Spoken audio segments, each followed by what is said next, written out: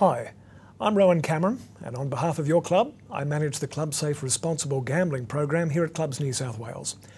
Right now, clubs are facing very challenging times with their future uncertain, due partly to the proposed introduction of mandatory pre-commitment. The purpose of this address is twofold. Firstly, I'd like to share my thoughts on mandatory pre-commitment as a counsellor who's worked in this field assisting problem gamblers for more than 12 years. And secondly, to share with you the good news about ClubSAFE and how we're introducing a number of initiatives to ensure that ClubSAFE can claim world's best practice in responsible gambling management. We've got a great story to tell. The challenge is to spread the message that the club movement is mature, responsible and proactive in minimising the potential for destructive gambling behaviour. We want to work with you to spread the word that clubs, through ClubSAFE, are achieving great things to assist problem gamblers. More about these initiatives shortly. But right now, I'd like to share with you my thoughts on mandatory pre-commitment from a gambling counsellor's perspective. The gambling research and treatment industry, as I like to call it, it's a small community in Australia where everybody knows everyone. As you'd expect amongst the academics and the counsellors, there's a wide variety of viewpoints as to what therapeutic approaches to treating problem gamblers are most effective and what legislative approaches best work in favour of preventing destructive gambling.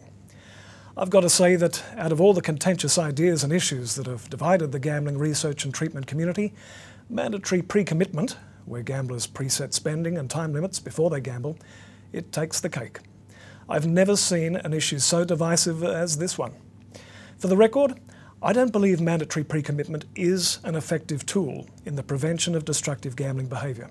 And even if I did, I would need to balance this with the reality as to whether clubs can incorporate this tool, sustain this tool, and afford its introduction. There are gambling counsellors who do see value in mandatory pre-commitment.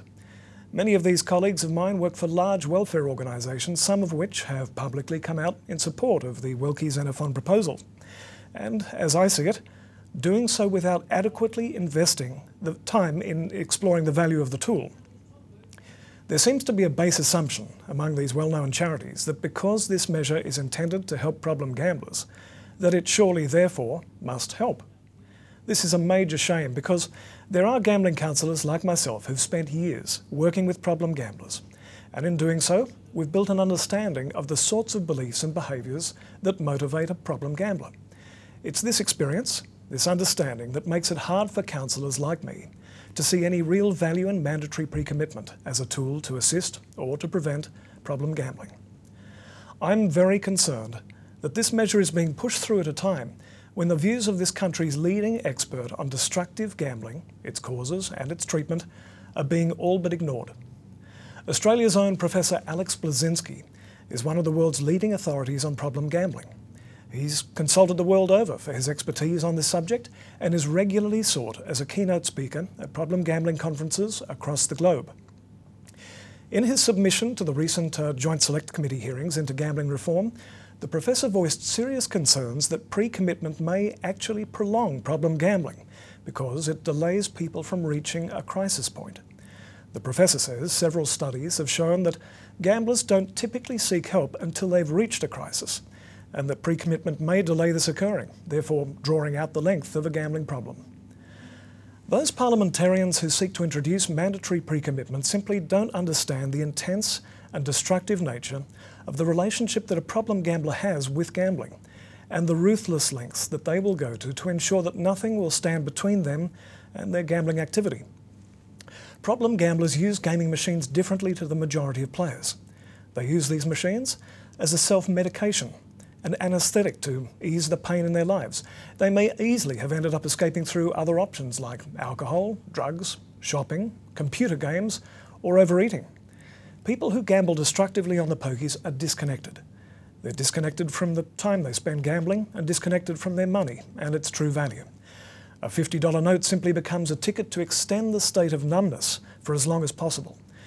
Whereas you or I might get excited about a linked jackpot win or a feature, the problem gambler is absent, feeling no joy. A jackpot simply buys them more numb time. This numbness is like a drug to the problem gambler. Nothing will stand in the way of achieving that state of, as some call it, being in the zone. This desperation to return to the zone and to remain in the zone for as long as possible makes the problem gambler a ruthless person. Whereas mandatory pre-commitment schemes would most likely alter the relationship that you or I might have to playing the machines, due to it all becoming a little too hard, the problem gambler will ensure nothing stands between them and their fix. Just like a heroin addict, the problem gambler will find ways to get around the system and to go to extraordinary lengths to get that fix. Problem gamblers are ruthless and resourceful. One of the main concerns I hear from management as I visit clubs is their fear that so many of the proposals to curb problem gambling are aimed at gaming machines, at the exclusion of all other gambling choices in our society. I agree that it makes little sense to further restrict gaming machines while sports betting and its promotion is flourishing. I think the fear is justified that imposing mandatory pre-commitment on the overall pokie playing population could, ironically, drive players away from the regulated and monitored environment of their club and into the non-regulated, unmonitored and therefore dangerous environment of online gambling. In reality, we can never completely eliminate a minority of people behaving destructively with gambling. I don't believe mandatory pre-commitment is an effective barrier between gamblers and their own destructive behaviour. Instead, our focus needs to shift to preventative steps that can be taken, such as a primary and high school education program to encourage people to ultimately make more informed choices if, as adults, they wish to gamble. The most effective treatment plan is one that principally involves regular face-to-face counselling in conjunction with secondary tools including self-exclusion, re-engaging with family and friends, and replacing gambling with other pursuits that foster meaning and purpose in their lives. Those who seek to introduce mandatory pre-commitment fail to understand the true value of the measures that we've introduced in recent years. The gambling environment in Australian clubs is one of the most stringently regulated in the world. In New South Wales, the vast majority of clubs are members of ClubSAFE, a program that strives for world's best practice in harm minimisation and the provision of responsible gambling. ClubSAFE is so much more than just a set of tools to help you meet legislative requirements. ClubSAFE provides an important relationship between your club and a team of highly qualified and experienced professionals. As a ClubSAFE member, your club has the backing of qualified gambling counsellors, specialised trainers and experts in policy and legal affairs, working in partnership with you to ensure that clubs continue their push towards achieving measures that really do make a difference to the lives of people who suffer from gambling. A great example of this is the sort of work that we're doing around self-exclusion. Have you heard about that? Throughout this year, we've been working on a whole new way of providing self-exclusion to problem gamblers in clubs. This system has been trialled on the Central Coast in more than 40 clubs and assists people to self-exclude from multiple clubs in a single appointment. This new system equips your supervisors with advanced online technology that guides them through every step in the process, generating the legal documents, explaining the deed to the client, and automatically distributing the documents online to each of the nominated clubs. This new system means that the problem gambler is no longer faced with the intimidating prospect of visiting each and every club in their area to self-exclude.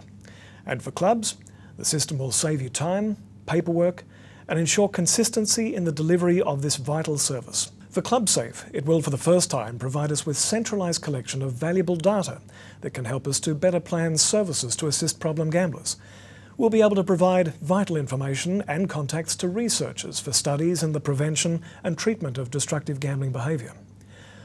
A long-term challenge we face is how to reach out to people in our communities who are from different cultural and language backgrounds. People from other backgrounds bring with them differing values and beliefs that may influence their relationship to gambling and their willingness to seek help if they develop a problem. ClubSAFE is in the process of entering into a partnership with the New South Wales Multicultural Problem Gambling Service.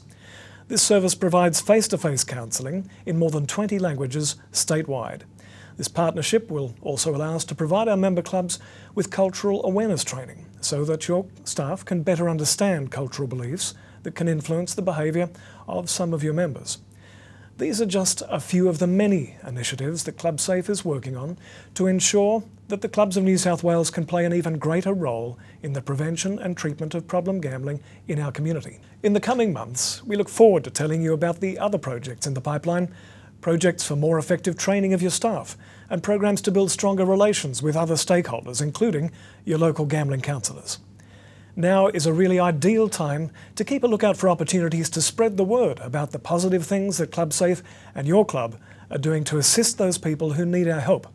Together, we're making a real difference. Let's not keep it a secret. Thanks for being part of ClubSAFE.